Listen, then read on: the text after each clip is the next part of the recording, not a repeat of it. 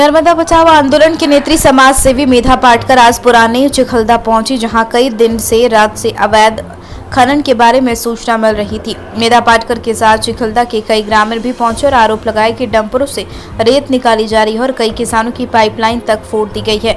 खुलेआम गन लेकर डराते हुए अवैध रेत का काला कारोबार खुलेआम धड़ल्ले से कर रहा है। यहाँ पर जब मेधा पाटकर पहुंची तो लोग खदान से भाग चुके थे।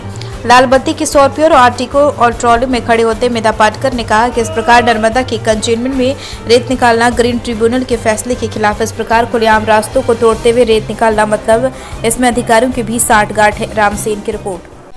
आप जो कोक्षी तहसील के डूब क्षेत्र चिखलदा में गए थे तो वहाँ पर जो खनन चल रहा था, आपने वहाँ पर क्या देखा? आज तो हम चिखलदा में जो गांव पूरा सरदार सरोवर से विस्थापित हो चुका है, डूब चुका है, जहां 1000 से ज़्यादा परिवार थे और पूरा गांव केवल कुछ खेती छोड़कर डूब गया। जहां भूमि अर्जित की है उस अर्जित भूमि पर और जहां वाटर बॉडीज़ यानी जल जमाव है, आज भी पानी है नर्मदा का और अन्य, उस पे भी हर सक अवैध रेत खनन हो रहा है। हमने देखा कि जो गाड़ी वहाँ थी वो उसके नंबर के अनुसार, आरटीओ के रिकॉर्ड के अनुसार किसी रवि सेन की है जो सनावत वाला है, लेकिन हमने जब इंक्वायरी की तो पूनम पटेल बड़वानी के, जो आज के जो प्रभारी मंत्री है बड़वानी के, उनके रिश्तेदारों में से कोई है जो ये रेत खनन चला रहा है। और जो वहाँ पोकलेन मशीन चल रही थी, जेसीबी मशीन चल रही थी, जो हम आते ही एक एक भाग गए वाहन, और जो वाहन वहाँ अटके पड़े थे उसकी हमने जांच पूछताछ से की तो वही निकला है कि ये लोग रात को खनन कर रहे हैं और इससे ये नर्मदा ख़त्म कर रहे हैं, नर्मदा की कैचमेंट में ये रेत खनन कर रहे हैं। सबसे महत्व की बात यह है कि मध्य प्रदेश के उच्च न्यायालय का हमारी केस में 6 मई 2015 के आदेश है कि उसके अनुसार जो भू अर्जित जमीन है सरदार सरोवर की, उसके मालिक कार्यपालन यंत्री है और कार्यपालन यंत्री जो नर्मदा घाटी विकास प्राधिकरण के हैं, वो अगर ये रेत खनन मंजूर कर रहे हैं या अपने संपत्ति की देखभाल नहीं कर रहे तो क्या इन पर भ्रष्टाचार का आरोप लगाए? ये अन्याय भी कर रहे हैं क्योंकि नर्मदा बर्बाद कर रहे हैं और ये प्रकृति से खिलवाड़ आज कोरोना जैसा वायरस को ला चुकी है। तो और क्या क्या भुगतेगी इस देश की जनता और नर्मदा घाटी की जनता, ये सोचकर इन पर गुनाह दाखिल होना चाहिए।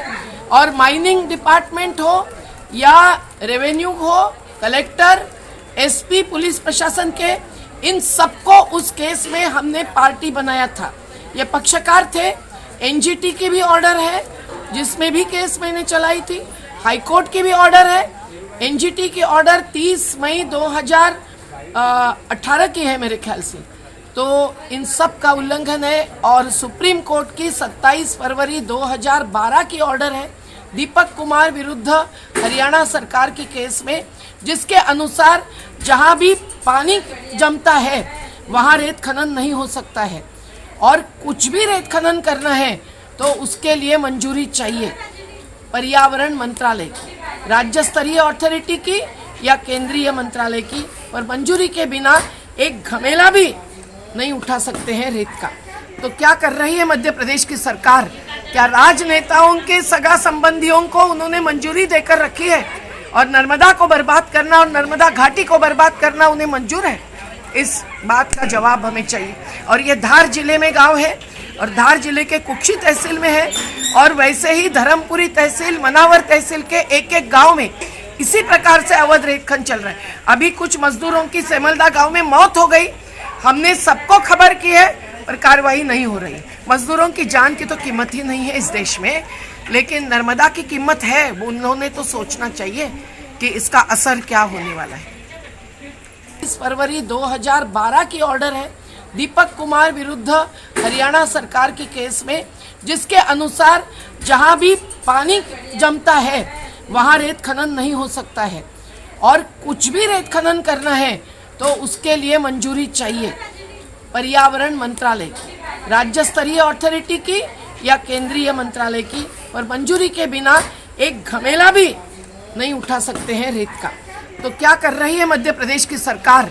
क्या राजनेताओं के सगा संबंधियों को उन्होंने मंजूरी देकर रखी है और नर्मदा को बर्बाद करना और नर्मदा घाटी को बर्बाद करना उन्हें मंजूर है? इस बात का जवाब हमें चाहिए। और ये धार जिले में गांव है और धार जिले के कुक्षी तहसील में है, और वैसे ही धर्मपुरी तहसील, मनावर तहसील के एक एक गांव में इसी प्रकार से अवैध रेत खनन चल रहा है। अभी कुछ मजदूरों की सेमलदा गांव में मौत हो गई, हमने सबको खबर की है पर कार्रवाई नहीं हो रही। मजदूरों की जान की तो कीमत ही नहीं है इस देश में, लेकिन नर्मदा की कीमत है। उन्होंने तो सोचना चाहिए कि इसका असर क्या होने वाला है।